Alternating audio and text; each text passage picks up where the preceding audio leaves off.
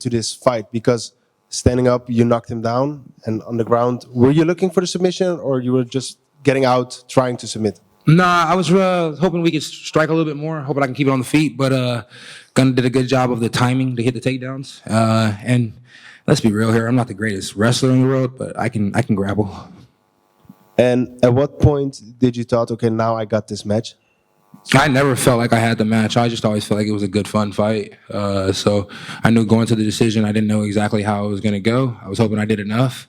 But you just never know when a guy gets top position, which way the judges are looking at it. I knew I threw up plenty of submissions, and I knew I hit him a lot while we were on the ground. And so the only thing I could think of was if I get the W on this one, there was never no question of whether I won that Gerald Mershard fight back in the day or not. So that's always a good thing.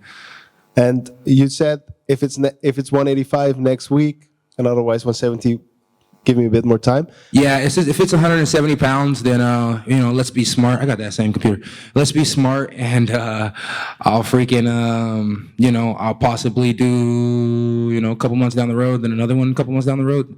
If it's 170 pounds, probably gonna get 2 more in this year, 3 at the most. If it's 185 pounds, I can fight every fucking weekend. One question for me. What are you going to do now you're done with fighting for today? Now that I'm done fighting today, I haven't smoked weed in a little bit, so I'm pretty sure somebody at the hotel will have some, and I'll burn that back like it's just a tree stump. Thanks very much, my friend. Thank you. Kevin, when you're in there grappling with guys who are 170, can you compare it for us against the guys that are 185, right? Because you're not a big middleweight. How much difference is it? It's a huge difference. Fighting a guy like Gunnar, it's like you can say a lot of things, but you can't say he can't grapple. You know what I mean? He can grapple pretty damn good. And if you were asking people online who, that's online, they would say that he's probably a better grappler than, RDR. If he's a better grappler than RDR, then size does play a difference in the game. So it's, if you're the same size, you can see what the grappling's like. If they're bigger, then I just hope they're if they're the same size as me, we can see what the grappling's like, and if they're bigger, then just fucking strike, because all that grappling shit's too much. Is there ever a part of you that thinks like, right, okay, if I want to, I don't know how much you care to do this, but go up the rankings, it's like, okay, I should probably focus on 170, right? Because these guys are my size. Clearly, you can grapple with them at that weight, and you're not giving yourself a disadvantage at 185. Or do you have to think to yourself, but I need to stay active, I want to stay active? Is there ever a trade-off in your mind about which way you're going to pick and go? The amount of money I make these days, I could slow down. The amount of money I make these days, I could definitely slow down. But the amount of money I spend these days, I stay active. First round, you got him in like an omoplata, and then he kind of stood up and was holding you. And for a few seconds, you were both just chilling up there. He was basically holding you like a handbag for a while. Yeah. What exactly were you saying to each other in that moment? I asked him, how the fuck are you doing this? And he looked at me and said, I'm just doing it.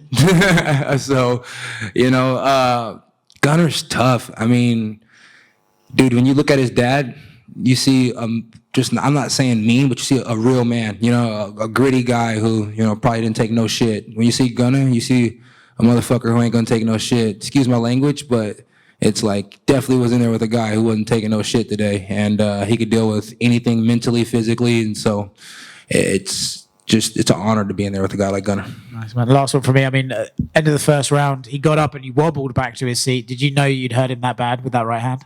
The thing about that right hand is when it lands, I never know exactly what it's going to do, but I know it's going to do something, whether it makes you think or whether it makes you blink, I know it's going to do something. Guys, just 2 more questions. One right here.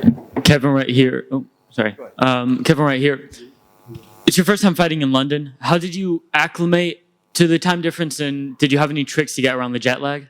I don't ever worry about jet lag, bro. I sleep the whole plane flight.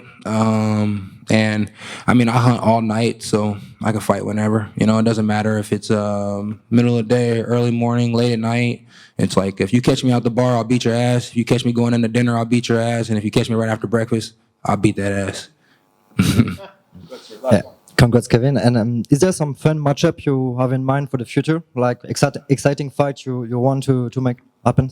No, when I'm fighting at 170 pounds, Sean Shelby's my matchmaker. When I'm fighting at 185 pounds, Mick Maynard's my matchmaker.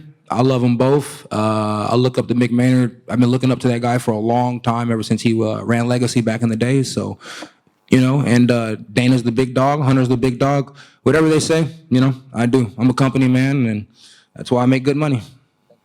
Thank you. All right, appreciate you guys.